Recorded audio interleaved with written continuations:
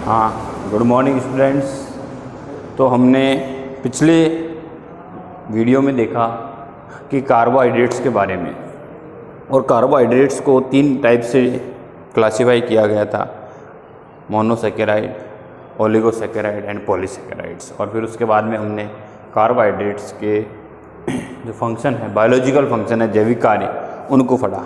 अब कार्बोहाइड्रेट के बाद में हम दूसरा जो टॉपिक ले रहे हैं, सेकंड जो टॉपिक ले रहे हैं, बायोमोलिक्यूल जो सेकंड ले रहे हैं, वो है हमारा प्रोटीन बायोमोलिक्यूल। अब देखिए, प्रोटीन जो शब्द है, प्रोटीन शब्द ग्रीक भाषा के प्रोटियोस शब्द से बना है। प्रोटीन शब्द की उत्पत्ति ग्रीक भाषा के प्रोटियोस शब्द से हुई है, और प्रोटियोस का हिंदी अर्थ होता है प्राथमिक महत्व। अब प्राथमिक महत्व से क्या तात्पर्य है? प्रोटीन वे बायोमोलिक्यूल्स होते हैं, वो जैव अणु होते हैं जो हमारी वृद्धि के लिए बहुत आवश्यक है, हमारी बायोलॉजिकल प्रोसेस के लिए बहुत आवश्यक है, हमारी जैविक वृद्धि के लिए क्या है, बहुत आवश्यक है। इसलिए इन्हें क्या कहा गया है? प्राथमिक महत्व है। यानी हमारे शरीर की जो ग्रोथ है उसके लिए प्रोटीन का होना बहुत जरूरी है, इसलिए इसे कहा गया है प्राथमिक महत्व। और प्रोटियो शब्द से उत्पत्ति हुई है, और हिंदी में उसे कहते हैं प्राथमिक महत्व। तो प्रोटीन की यदि हम परिभाषा देखें तो प्रोटीन किसे कहते हैं कि वे जैव अणु जो हमारे शरीर की वृद्धि के लिए, जीवों के शरीर की वृद्धि के लिए आवश्यक होते हैं, उन्हें कहते हैं प्रोटीन्स। अब आगे देखिए, प्रोटीनों का संगठन। प्रोटीन मुख्यतः कार्बन, हाइड्रोजन, ऑक्सीजन, सल्फर और नाइट्रोजन से मिलकर बनी होती है। प्रोटीन मुख्यतः कार्बन, हाइड्रोजन, ऑक्सीजन, सल्फर और नाइट्रोजन तत्वों से मिलकर बनी होती है, लेकिन कुछ प्रोटीन्स में फास्फोरस, आयोडीन, आयरन, कॉपर ऐसे एलिमेंट्स भी पाए जाते हैं। लेकिन मेन कंपोजिशन होता है वो कौन कौन से तत्व होते हैं? कार्बन, हाइड्रोजन, ऑक्सीजन, सल्फर और नाइट्रोजन। अब आगे देखिए, संगठन के बाद में यदि प्रोटीन पर हम देखें, प्रोटीन की स्टडी करें, तो हम देखते हैं कि यदि प्रोटीन का जल अपघटन करवाएं, जल अपघटन का मतलब है प्रोटीन की जल से रिएक्शन करवाएं, जल से अभिक्रिया करवाएं, प्रोटीन का जल अपघटन करवाने पर पेप्टाइड बनता है। क्या बनते हैं? पेप्टाइड। और फिर पेप्टाइडों का फिर पुनः जल अपघटन कराएंगे तो क्या बनते हैं? एमिनो अम्ल बनते हैं। कौन बनेंगे? एमिनो अम्ल।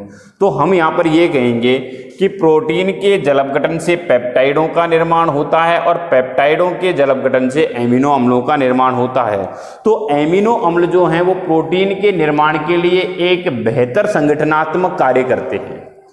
अब दूसरा, यदि हम इसको रिवर्स रूप में लें, वापस लेके जाएं, तब हम कह देंगे कि एमिनो अम्ल मिलकर जल का निष्कासन करते हुए, यहाँ पर जल जोड़ रहे हैं और यहाँ पर जल का निष्कासन कर रहे हैं। जल का निष्कासन करते हुए सर्वप्रथम किसका निर्माण करते हैं? पेप्टाइड का निर्माण करते हैं। और बने हुए पेप्टाइड वो आपस में मिलकर किसका निर्माण करते हैं? प्रोटीन का निर्माण करते हैं।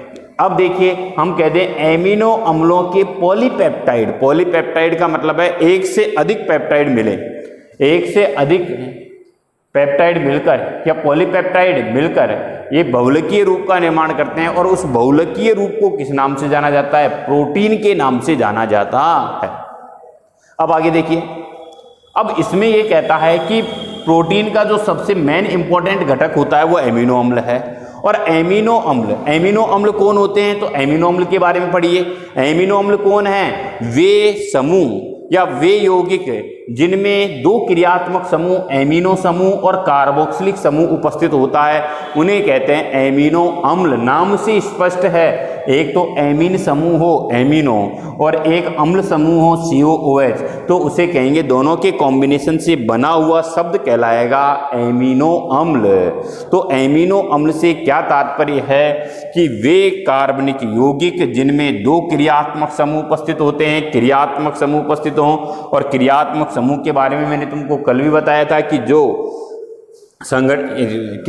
केमिकल रिएक्शन के लिए क्या हो, रेस्पॉन्सिबल हो, तो वे कार्बनिक यौगिक जिनमें 2 क्रियात्मक समूह कौन कौन से? एमिनो और COH समूह उपस्थित हों, उन्हें कहते हैं एमिनो अम्ल। क्योंकि नाम से ही स्पष्ट है, एमिनो प्लस अम्ल।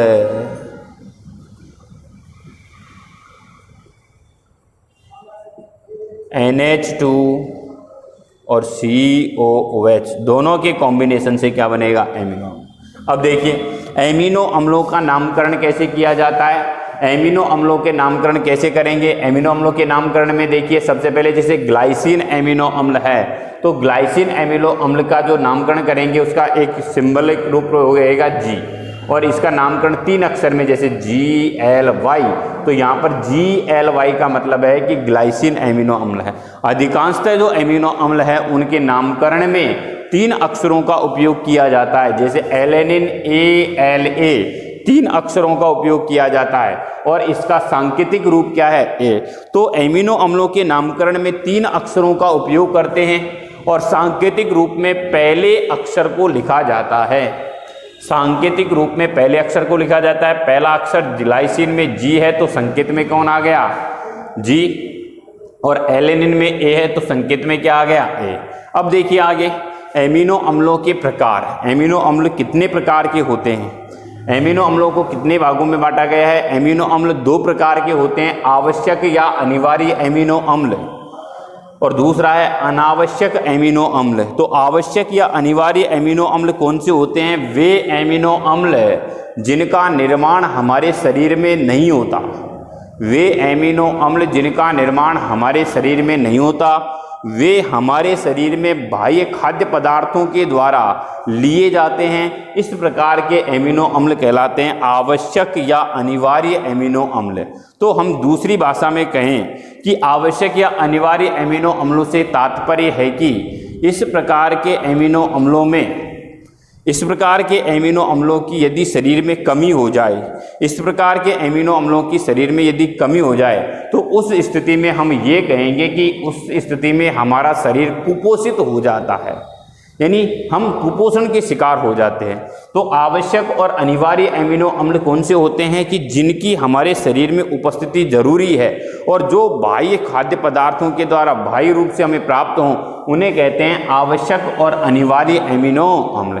आगे देखिए दूसरा है अनावश्यक एमिनो अम्ल। दूसरा कह रहा है अनावश्यक एमिनो अम्ल। अनावश्यक एमिनो अम्ल वे एमिनो अम्ल होते हैं जो हमारे शरीर के द्वारा संश्लेषित किए जाते हैं और उनकी हमारे शरीर में आवश्यकता नहीं होती, वो कहलाते हैं अनावश्यक एमिनो अम्ल। अब आवश्यक एमिनो अम्ल कौन कौन से हैं। इसका शॉर्ट ट्रिक है TVMILLPATH, टीवी मिल्पाथ, ट्रिप्टोफेन, वेलेनिन, ये एमिनो अम्ल हैं। अब हमारे जो केमिस्ट्री में एमिनो अम्लों की संख्या है कितनी है 20। अब उसमें से 10 एमिनो अम्ल कौन से हैं आवश्यक एमिनो अम्ल, तो शेष बचे हुए कौन से कहलाएंगे अनावश्यक एमिनो अम्ल। अब आवश्यक एमिनो अम्ल हैं टीवी मिल्पाथ, जो इसकी शॉर्ट ट्रिक है। आगे देखिए अगला टॉपिक आ रहा है पेप्टाइड। पेप्टाइड किसे कहेंगे, पेप्टाइडों से क्या तात्पर्य है। एक एमिनो अम्ल का NH2 समूह और दूसरे एमिनो अम्ल का COOH समूह मिलकर जिस संरचना का निर्माण करते हैं उसे पेप्टाइड बंध कहते हैं। अब देखिए माना कि हम यहाँ पर ये कहें कि कोई एमिनो अम्ल A और दूसरा एमिनो अम्ल B, तो हम कहते हैं इसका तो NH2 समूह हो और हम यहाँ पर कहें इसका COOH समूह हो। यहाँ पर कोई समूह जुड़ा हुआ है R, तो उस स्थिति में इसका गया H और इसका गया OH, जल के अणु बाहर निकलेंगे।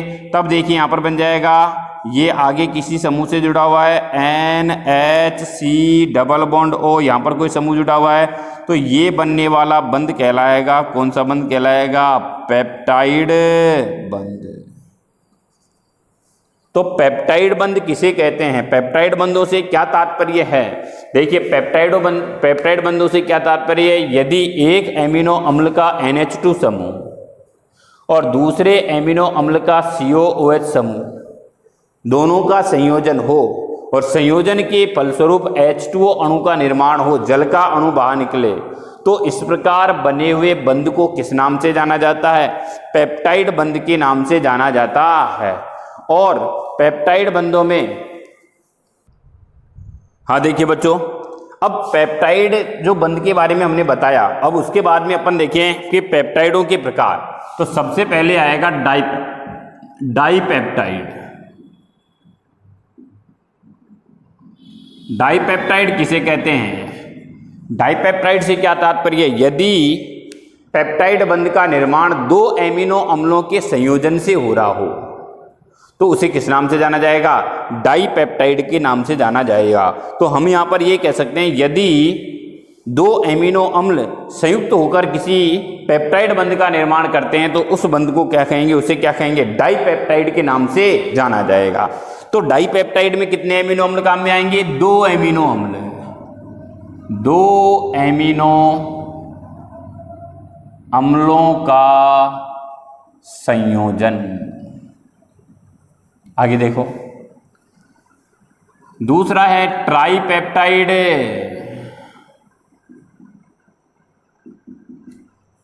देखिए नाम से स्पष्ट है, ट्राई का मतलब होता है 3।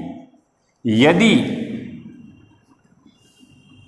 निर्माण में 3 एमिनो अम्लों का संयोजन हो, यदि निर्माण में 3 एमिनो अम्लों का संयोजन होता हो तो उसे कहेंगे ट्राइपेप्टाइड कहेंगे। किस नाम से जाना जाएगा? ट्राइपेप्टाइड के नाम से जाना जाएगा। अब आगे देखिए, आगे क्या कह रहा है? अगला है टेट्रापेप्टाइड। कौन सा? टेट्रापेप्टाइड।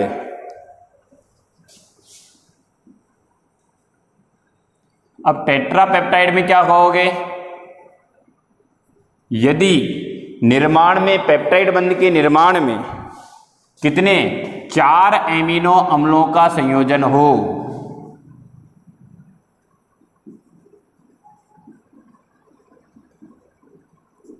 तो उसे किस नाम से जाना जाएगा? टेट्रापेप्टाइड। आगे देखिए, अगला आ रहा है पॉलीपेप्टाइड।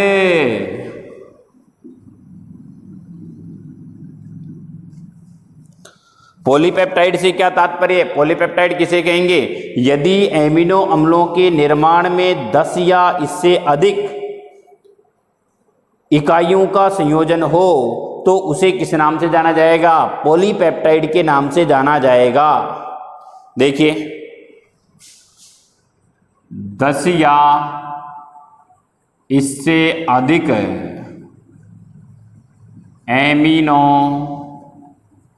अम्लों का संयोजन होना किस नाम से जाना जाएगा? पॉलीपेप्टाइड के नाम से जाना जाएगा। आगे देखिए, यदि किसी पॉलीपेप्टाइड के निर्माण के पश्चात उस संरचना का जो अणुभार है 10,000 से अधिक हो जाता है तो उसे किस नाम से जाना जाता है? प्रोटीन के नाम से जाना जाता है। तो हम यहाँ पर ये कह देंगे कि प्रोटीन क्या है, जो अभी मैंने तुमको बताया था। प्रोटीन क्या है? प्रोटीन क्या है? एक तरह से एमिनो अम्लों का पॉलीपेप्टाइड रूप क्या कहलाता है? प्रोटीन। तो वो यहाँ पर प्रूफ हो रहा है। तो हम यहाँ पर ये कह देंगे कि यदि पॉलीपेप्टाइड का अणुभार 10,000 से अधिक हो तो वो बनी हुई संरचना किस नाम से जानी जाएगी? प्रोटीन के नाम से जानी जाती है। तो हमने यहाँ पर जो पढ़ा उसमें क्या है? प्रोटीन किसे कहेंगे? एक तरह से पॉलीपेप्टाइड का कॉम्बिनेशन रूप क्या कहलाएगा? एक प्रोटीन के नाम से जाना जाएगा। अगला देखिए टॉपिक, प्रोटीनों के कार्य। प्रोटीनों के कौन कौन से कार्य हैं? पहला है संरचनात्मक अवयव के रूप में। पहला कार्य संरचनात्मक अवयव के रूप में कैसे? कि हमारे जितना भी हमारे शरीर में हमारे बायोलॉजिकल सिस्टम में जितने भी संरचनात्मक रूप हैं वो सब प्रोटीन के बने होते हैं। जैसे मायोसिन प्रोटीन है, इसके अलावा केराटिन प्रोटीन जो बालों में पाई जाती है, जितना भी है हीमोग्लोबिन वगैरह, ये सब संरचनात्मक रूप का निर्माण करते हैं, ढांचे का निर्माण करते हैं, स्केलेटन का निर्माण करते हैं। तो संरचनात्मक अवयव के रूप में किसका उपयोग किया जाता है? प्रोटीन का कार्य है। आगे देखिए, दूसरा है एंजाइम के रूप में। प्रोटीन का उपयोग होता है एंजाइम के रूप में। एंजाइम का मतलब है एंजाइम के रूप में कैसे? यानी किसी भी केमिकल रिएक्शन को या बायोकेमिकल रिएक्शन को ये क्या करती हैं? उत्प्रेरक का कार्य भी करती है, यानी उसमें भाग नहीं लेती लेकिन उसकी रेट ऑफ रिएक्शन यानी अभिक्रिया की दर को क्या कर देती है? बढ़ा देती है। तो एंजाइम के रूप में भी उपयोग।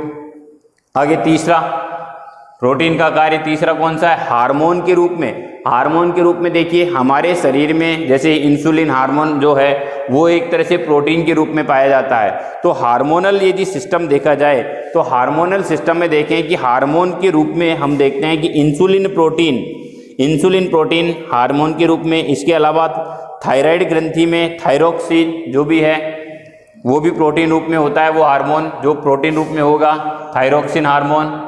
आगे देखिए, ऑक्सीजन वाहक के रूप में, चौथा उपयोग ऑक्सीजन वाहक के रूप में कैसे, हीमोग्लोबिन को देखिए, हीमोग्लोबिन एक तरह से प्रोटीन का ही रूप है, वो क्या करता है, ऑक्सीजन वाहक का कार्य करता है, वो हमारे लंग्स में से ऑक्सीजन को टिश्यू तक लेकर जाता है, तो ऑक्सीजन का वाहक है, ऑक्सीजन का सप्लायर है। तो प्रोटीन, हीमोग्लोबिन क्या है, प्रोटीन है, तो और वो ऑक्सीजन वाहक का कार्य करता है, इसलिए ऑक्सीजन वाहक के रूप में। आगे देखिए, पांचवा, शरीर की सुरक्षा में, शरीर की सुरक्षा में यानी हमारा जो स्केलेटन सिस्टम है उसकी सुरक्षा में भी प्रोटीन का महत्वपूर्ण योगदान है। जैसे इम्यूनोग्लोबिन नामक एंटीबॉडी, वो भी प्रोटीन की बनी होती है। इम्यूनोग्लोबिन नामक एंटीबॉडी का निर्माण वो किसमें, प्रोटीन के रूप में, तो वो क्या, शरीर की सुरक्षा के रूप में, शरीर की सुरक्षा। आगे देखिए, शरीर की वृद्धि और मरम्मत में, वृद्धि और मरम्मत से तात्पर्य है कि हमारे शरीर की ग्रोथ करने में प्रोटीन्स का योगदान है। मरम्मत का मतलब है कहीं पर टूट फूट हो जाती है तो उसको रिकवरी करने के लिए, पुरानी पहली वाली अवस्था प्राप्त करने के लिए किसका उपयोग किया जाता है, प्रोटीन का उपयोग होता है। तो प्रोटीन के कार्य कितने हो गए, 6 कार्य हो गए, ये मुख्य कार्य हो गए प्रोटीन के। तो शरीर की मेन जो कार्य होता है इसका, शरीर की वृद्धि और मरम्मत के लिए, और शरीर की वृद्धि और मरम्मत के लिए जिनका उपयोग होता है उन जैव अणुओं को किस नाम से जाना जाता है, प्रोटीन के नाम से जाना जाता है। अब आगे देखिए, यदि हम यहाँ पर वापस रिपीटेशन देखें इस लेक्चर का, तो देखिए सबसे पहले प्रोटीन ग्रीक भाषा के प्रोटियोस से मिलकर बना है, जिसका हिंदी अर्थ अपन जानते हैं कि प्राथमिक महत्व। अब उसका संगठन, प्रोटीन का संगठन, protein carbon, hydrogen, oxygen, sulphur, nitrogen इत्यादि मुख्य तत्वों से मिलकर बनी होती है। लेकिन इसके अलावा फास्फोरस, आयोडीन, आयरन, कॉपर ये तत्व भी पाए जाते हैं, एलिमेंट भी पाए जाते हैं। फिर उसके बाद में प्रोटीन का जल अपघटन करते हैं तो पेप्टाइड के जल अपघटन से एमिनो अम्ल, और एमिनो अम्ल जो हैं वो प्रोटीन के लिए एक मेन कंपोनेंट होते हैं। अब आगे देखिए, एमिनो अम्लों का पॉलीपेप्टाइड रूप ही क्या कहलाता है, प्रोटीन कहलाता है। फिर एमिनो अम्लों को देखें तो एमिनो अम्ल जो शब्द है वो 2 शब्दों से मिलकर बना है, यानी एमिनो समूह और COH समूह होंगे, और दोनों के कॉम्बिनेशन से क्या बना है, एमिनो अम्ल। एमिनो अम्लों का नामकरण में देखिए तो सबसे पहले देखिए नामकरण में 3 अक्षरों में लिया जाता है। जैसे ग्लाइसिन है तो उसका संकेत क्या, उसका नामकरण क्या रहेगा, GLY, और एलेनिन है तो उसका नामकरण क्या है, ALA, और उसका सांकेतिक रूप क्या आएगा, जो उसका प्रारंभ में जो अक्षर है वो इसका सांकेतिक रूप में रहेगा। फिर एमिनो अम्लों के प्रकार, आवश्यक और अनावश्यक एमिनो अम्ल। आवश्यक एमिनो अम्ल वे होते हैं जो शरीर में संश्लेषित नहीं होते, उनको बाहर से लिए जाते हैं, हमारी शरीर की एक तरह से पोषण, शरीर के पोषण के लिए क्या होते हैं, आवश्यक हैं। यदि ये नहीं हो तो हमारा शरीर कुपोषित हो जाता है, हम रोगग्रस्त हो जाते हैं। और 20 एमिनो अम्लों में से ये एमिनो अम्ल कौन से हैं, आवश्यक, और शेष बचे हुए कौन से रहेंगे, अनावश्यक। आगे देखिए, पेप्टाइड किसे कहेंगे, यदि एक एमिनो अम्ल का NH2 समूह और दूसरे एमिनो अम्ल का COOH समूह आपस में संयोजित हों और जल का अणु बाहर निकले, क्योंकि जल का अणु बाहर निकल रहा है तो यहाँ पर लिख देंगे +H2O, जल का अणु बाहर निकले तो बना हुआ बंध कौन सा कहलाता है, पेप्टाइड बंध कहलाता है। अब यदि इस पेप्टाइड बंध के निर्माण में 2 एमिनो अम्ल काम में आ रहे हैं तो उसे कहेंगे डाइपेप्टाइड, और यदि 3 एमिनो अम्लों का संयोजन हो रहा है तो उसे कहेंगे ट्राइपेप्टाइड। यदि 4 एमिनो अम्लों का संयोजन है तो टेट्रापेप्टाइड, और 10 से अधिक हैं तो उसे कहेंगे पॉलीपेप्टाइड। और इनका एक पॉलीपेप्टाइड का आगे जो रूप आएगा वो कौन सा कहलाता है, प्रोटीन। आगे देखिए कि प्रोटीनों के कार्य कौन कौन से, संरचनात्मक अवयव के रूप में, एंजाइम के रूप में, हार्मोनल रूप में जैसे अपन ने इंसुलिन पढ़ा, ऑक्सीजन वाहक के रूप में। इसके अलावा हमने इम्यूनोग्लोबिन प्रोटीन जो कि एंटीबॉडी के निर्माण में, शरीर ने सुरक्षा के लिए, और उसके बाद में शरीर की वृद्धि और मरम्मत के लिए। तो ये हमारा दूसरा बायोमोलिक्यूल प्रोटीन है, दूसरा जैव अणु जो प्रोटीन है वो कंप्लीट हुआ।